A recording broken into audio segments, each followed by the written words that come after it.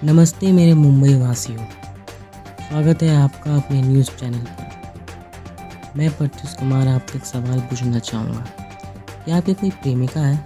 अरे हंसी मत, ये हंसने वाली बात नहीं है, क्योंकि आपके और हमारे बीच एक सीरियल किलर घूम रहा है जो केवल प्रेमी और प्रेमिकाओं को अपना शिकार बनाता है। क्या आपकी भी कोई प्रेमिका है? तो सावधान रहिएगा, वरना हो सकता है कि इस सीरियल किलर का अगला शिकार आप हो। लेकिन इन सब में हमारी सरकार और हमारी मुंबई पुलिस कुछ क्यों नहीं कर रही है? क्यों अभी तक ये सीरियल किलर ताज़ी हवा में घूम रहा है? We want answer.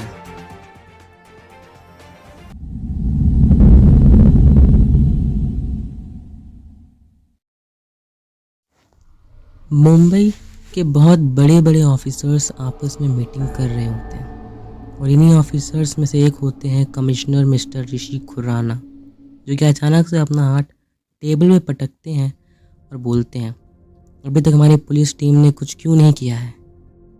तभी वहाँ पर खड़े इंस्पेक्टर आर्यन बोलते हैं, सर प्लीज़ काम डाउन, हम उस सीरियल किलर को पकड़ लेंगे।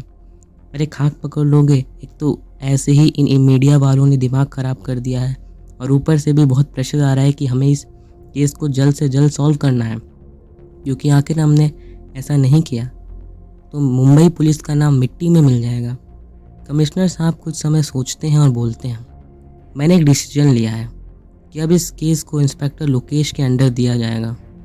इंस्पेक्टर आर्यन कुछ कहना चाहते थे, लेकिन कमिश्नर साहब ने उन्हें आंखें दिखाकर चुप करवा दिया।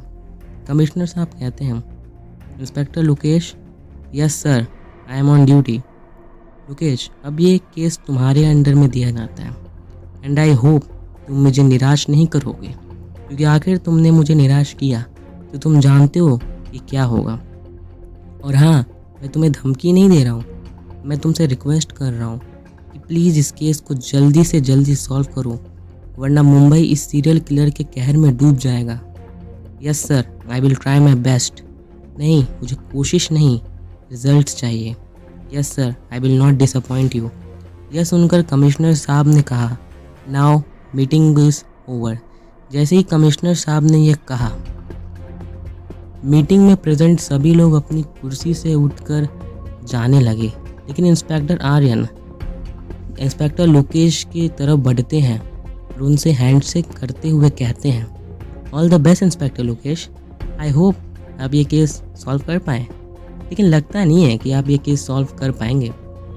ये कहते हुए इंस्पेक्टर आर्यन के चेहरे पर एक अलग सी मुस्कान छा गई, लेकिन इंस्पेक्टर लोकेश भी चुप थोड़ी रहने वालों में से थोड़ी ना है।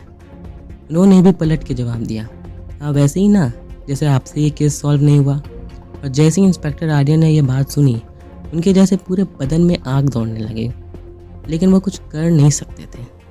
वो अपनी आंखें दिखाते हुए फिर से केवल इंस्पेक्टर लोकेश मौजूद थे और वो सोच रहे थे कि वो इस केस को कैसे सॉल्व करेंगे, और वो यही सोचते सोचते ऑफिस से निकल गए।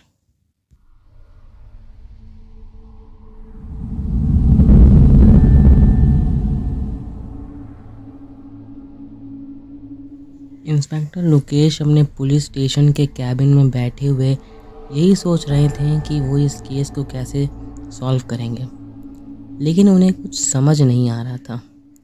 फिर उन्होंने कुछ सोचते हुए अपनी पैंट की जेब में से अपना फ़ोन बाहर निकाला और उसमें वो किसी का नंबर डायल करने लगे। फिर वो अपनी फ़ोन को अपने कान के पास ले गए और उन्होंने कहा, हेलो, तुम कहाँ हो? जहाँ भी हो जल्दी से पुलिस स्टेशन के बाहर मिलो। अरे पहले पहुँचो तो सही, उसके बाद बताता हूँ कि क्या हुआ है। यह कहने के बाद लोकेश ने कॉल कट किया और वो किसी का इंतज़ार करने लगे।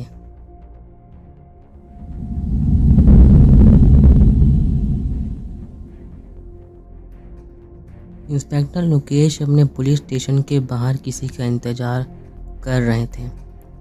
अरे ये अभी तक आया क्यों नहीं? अभी तक तो इसको ये आ जाना चाहिए था, ये हमेशा लेट करता है। लोकेश के मन में ऐसे बहुत सी बातें चल रही थी कि तभी उन्हें दूर से कोई आता हुआ दिखा, जिसे देखते ही इंस्पेक्टर लोकेश के चेहरे पे एक स्माइल आ गई। उस शख्स के चेहरे पर एक अलग सी मुस्कान थी उसने अपने सर पे एक हैट पहनी हुई थी और बदन पे एक कोट पहना हुआ था। वो शख्स इंस्पेक्टर लोकेश के पास आकर रुक जाता है और कहता है, हेलो इंस्पेक्टर लोकेश। इस शख्स का नाम आकाश है, आकाश investigator.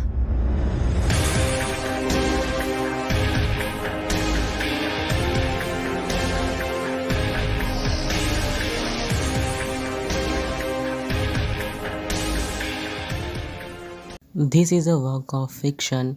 Names, characters, business, events, and incidents are the products of author's imagination. Any resemblance to actual person, living or dead, or actual events is purely coincidental.